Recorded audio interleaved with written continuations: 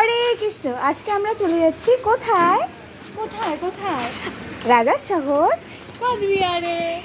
তো চলো যাওয়া যাক, পরে আবার দেখা হচ্ছে তোমাদের সাথে। বাসে করে আমরা কোচবিহারে চলে এসেছি এবং এখন ধরে নিয়েছি একটা টোটো, এবং টোটোতে করে আমরা চলে যাচ্ছি বাবুরহাট ইস্কন মন্দিরে। আর দেখো আকাশটা কি সুন্দর।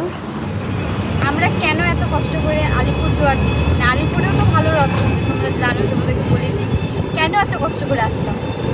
এটাই জগন্নাথের জন্য। আর একটা কারণ আছে, সেটা হলো মন্দিরে গিয়ে তোমরা জানতে পারবে, তাই না? এই দেখো তোমাদের সাথে কথা বলতে বলতে আমরা পৌঁছে গেছি কোচবিহার বাবুরহাট ইস্কন মন্দিরে। আর এখানে ভগবানকে দর্শন করে নাও। এই দেখো আমাদের প্রভুপাদ।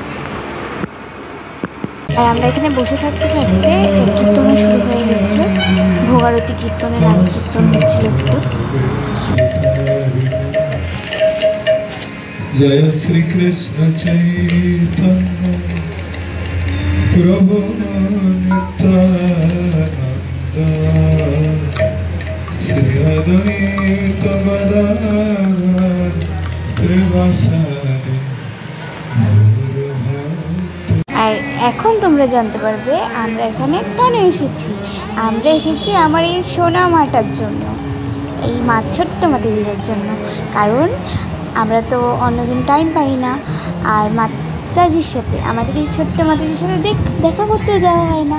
তাই রথের দিন আমরা চলে গিয়েছিলাম এই ছোট্ট মাতাজির সাথে দেখা করতে। দেখছো অল্প অল্প নাচ করছে। আর আমরা গিয়েছিলাম উল্টো রথের আগের দিন। আর এই দেখো মা মেয়ে দুজনেই নাচা শুরু।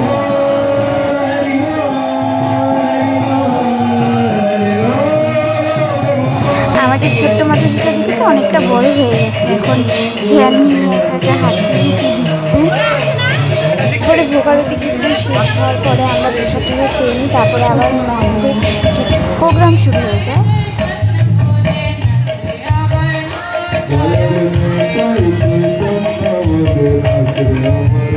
এখানে আমাদের মাতাজির একটা ছোট্ট পার্টনার চলে আসে, দেখেন খুনসুটি ওর মধ্যে। দেখ ও দেখ যায় না যায় না না ধরবে না না না ধরে না।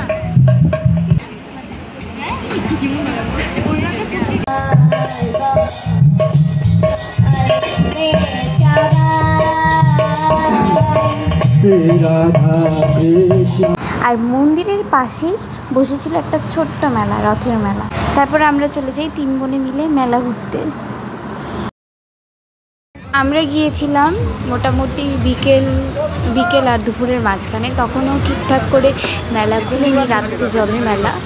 আর মোটামুটি ভালোই অনেক দোকানই বসেছিল মেলাতে। এই যে তোমাদেরকে দেখাচ্ছি, আমি যদিও বেশি ঘুরিনি মেলাতে।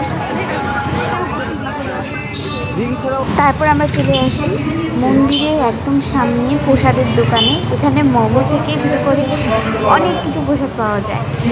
আর একটু লোক সামলানো যায় বলো। তো চলো এখন প্রসাদ পাওয়া যাক। তারপর আমরা সন্ধ্যার দিকে বেরিয়ে গিয়েছি আলিপুরের উদ্দেশ্যে। ওই দেখছো আঙুল দিয়ে যে দেখালাম মেঘ, ওটা হলো আলিপুরদুয়ার। মানে আলিপুরদুয়ারে এখন বৃষ্টি হচ্ছে। আমরা তাড়াতাড়ি চলে যাই। হরে কৃষ্ণ।